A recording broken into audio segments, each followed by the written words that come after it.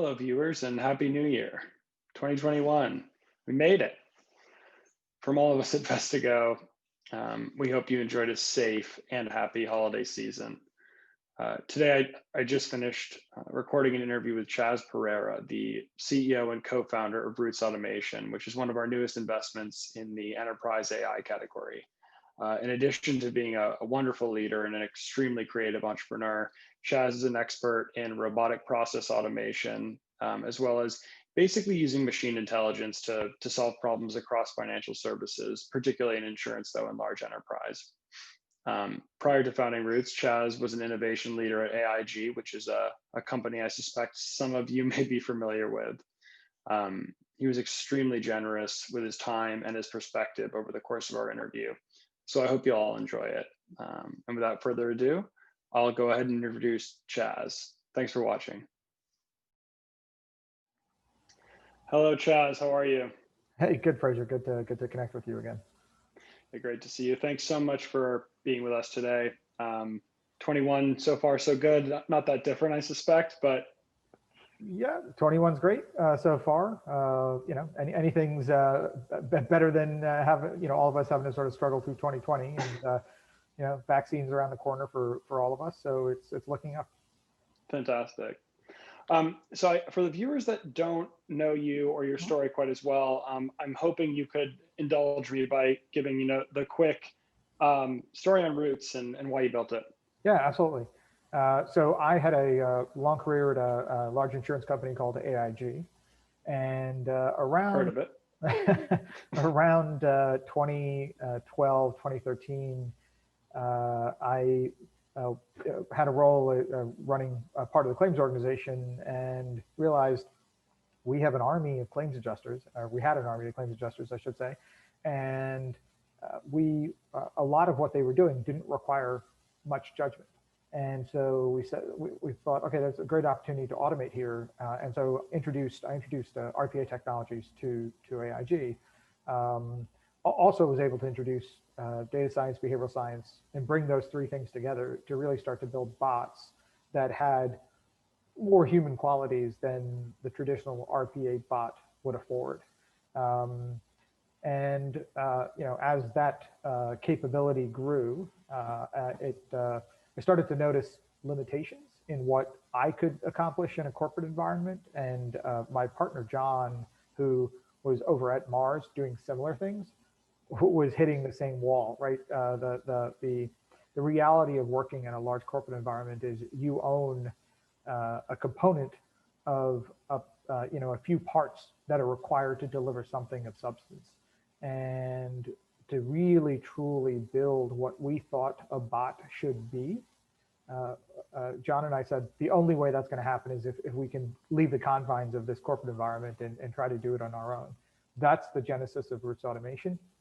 What we're striving to do is not just build a bot that can follow an underwriting process or a claims process, but a bot that will be very human-like, will communicate with you the same way you like to communicate with your colleagues, that will interact with you and learn through those interactions, that will be able to predict, not just leveraging data to predict outcomes, but also predicting behaviors. And so suddenly you start to get this bot, or what we like to call a digital coworker, that is very human. We've gotten to the point where our bots will reprioritize work based on feedback they're getting. Our bots will recognize that some people need a cup of coffee in the morning before they're really productive, and so don't bother them, right? So we didn't want just this bot to become an automaton. We wanted it to have be truly collegial.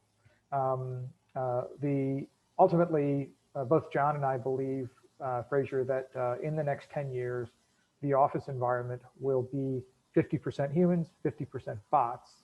And for humans to enjoy that experience, they need to have colleagues. And so that's why we call them digital coworkers. That's why we're so focused on not just processing, but the experience that those bots are creating as well.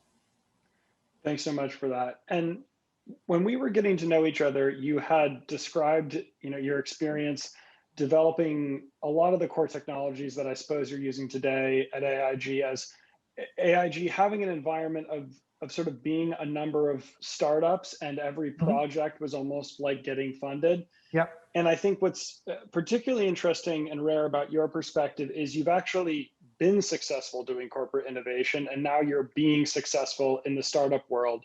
Mhm. So I was hoping you could share a little bit about how that informs, areas where a startup is going to have an advantage in innovation, but areas that it was an extreme advantage to be inside of a corporate. Yeah. So I think the obvious answer around where sort of it's advantageous to a startup to be innovative is it comes down to speed. You make your decisions faster. You don't sort of have the challenge of having to coalesce around a decision. And so you can get it is truly a speedboat. You can make decisions quickly. You can see the actions and the outcomes of those decisions a lot faster. Um, I think the real advantage of operating in a corporate environment, and it's an outcome of having, a lot more capital to deploy, is you can bring a lot of interesting talent together to try to solve these problems in a way a startup just, at least very initially, will never be able to. And that talent is not just, people with fantastic degrees and fantastic, or that come with great expense and the luxury of that expense, but just the broad experiences you can bring to the table, right?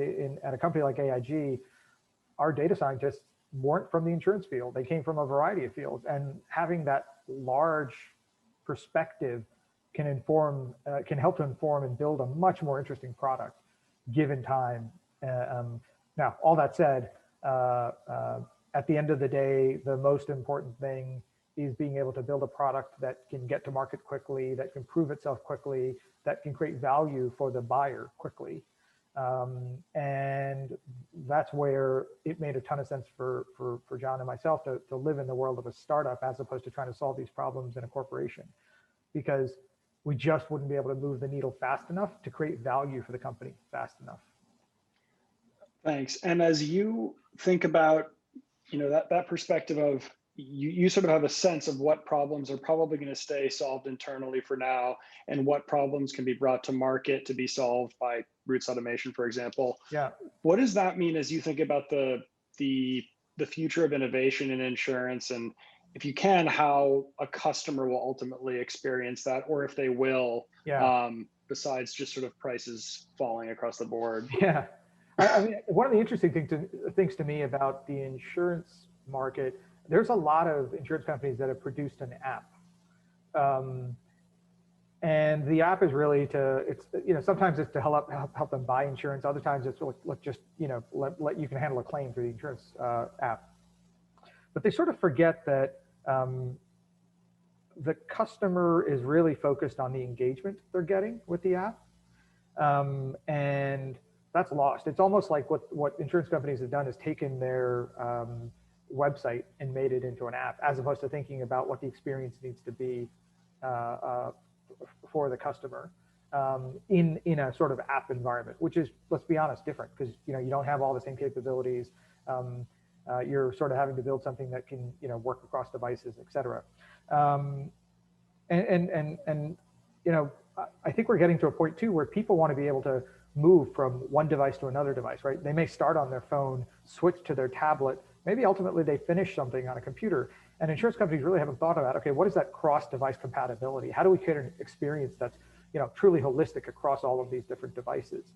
And that's challenging for insurance companies to do on their own. And I think that's where partnering with startups, with companies that can innovate faster, is really valuable.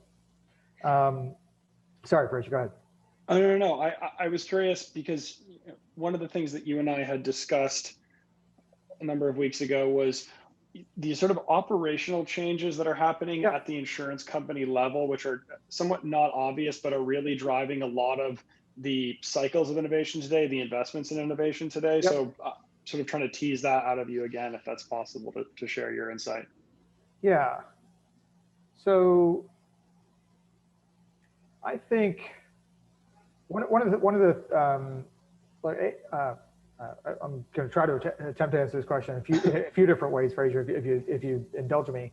The first is, I think the big innovation bucket for companies is around AI in the insurance marketplace. It's coming. I think McKinsey recently had a study that said something like by the year 2020, AI will essentially have reimagined every aspect of the insurance buying process and the claims process. And I think insurance companies are sort of in small pockets innovating and trying to introduce AI, but they're not thinking about how, or what I feel like, what I mean to say is like, I feel like for insurance companies, all of this innovation is almost happening in the background. And they're going to get to a point where suddenly, car manufacturers will put telematics and IoT on every single car and every aspect of that vehicle. Government is actively putting IoT devices in pavements, in lamps, in everything you sort of interact with.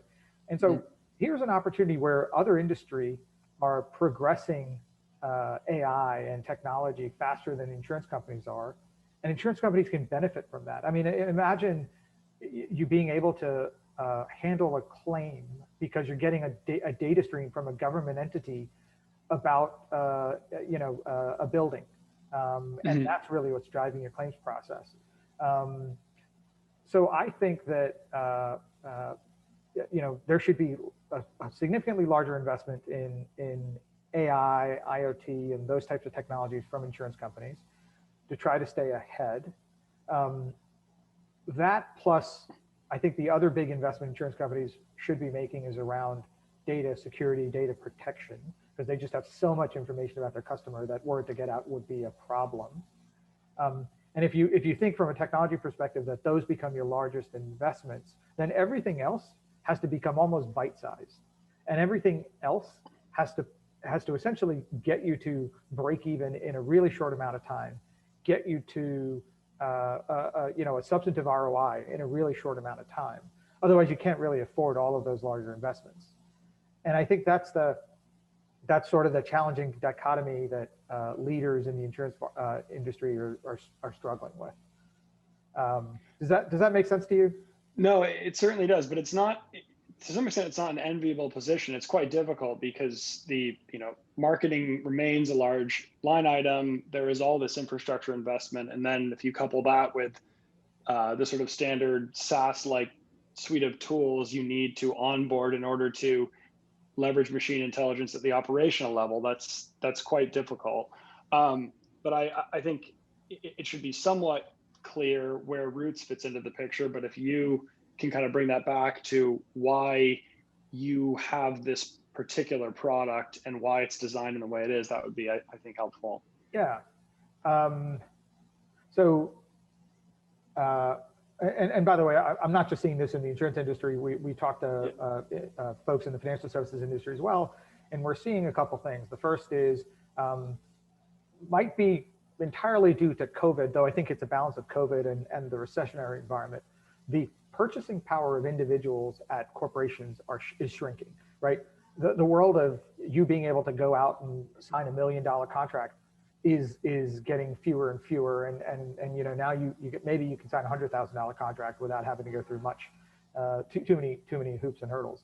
And so it's important that you can make those bite-sized investments, and so we recognized that early on, and we said we essentially need to create an environment where someone can buy one of our bots, our digital coworkers, and buy one bot,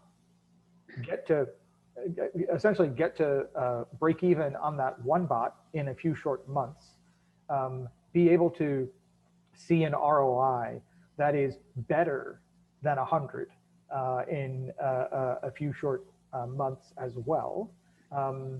And the only way to do that is to first be cloud native. The second is provide a bot that is essentially understands the job, the role, the function it's about to perform the day it shows up. So we're not saying to you, go buy a piece of software, then go hire the talent to go build a bot, because that will cost you $200,000 or $300,000. That will cost you 7 or 8 months, and you don't know if it's going to work. And so what we're saying, right? And so we're saying, look, we'll give you an underwriting assistant bot right from the get-go. It understands the domain language. It understands the process. It will be slightly tweaked for you because your technology may be slightly different. Your process may have some nuance that another insurance carrier doesn't have. But fundamentally, it has all of the parts it needs. And we can train that bot on your particulars in as little as 6 weeks. And because it's cloud native, you don't have to make any changes to your technology. You don't have to introduce any new technology into your environment. Literally, it's just VPNing into your business if you allow it to. You can get to break even on that investment in typically 5 months. You'll see a 250% ROI. And we're seeing this, sorry, Fraser, we're seeing it time and time again. Well, it's been delightful to observe the incredulity on the faces and in the voices of folks that you make this pitch to, and then even more satisfying to watch you convert and impress and deliver. So I think that's probably a good place to wrap up, because if anybody that's watching this is in an insurance company, they will be surfing the web to figure out how to get in touch with you. So why don't we help out our viewers who want to work with you or learn more about you, and tell us where and how they can do that. Totally. So the first place is rootsautomation.com. If you'd like to email me, it's Chaz, C-H-A-Z, Chaz at rootsautomation.com. You can also find us on LinkedIn and on Twitter, again, at Roots Automation. You can also email any of us at Vestigo, because we do moonlight as Chaz's EA at times. So please don't hesitate. Thank you so much, Chaz, for being here. This was terrific, and I'll look forward to catching up again in a few months and continue to help you build, hopefully. Yeah, thank you, Fraser. You guys have been great. Really appreciate the partnership we have with you guys, and look forward to growing the company together. Fantastic. This is going to be a fun journey. Thanks. Bye.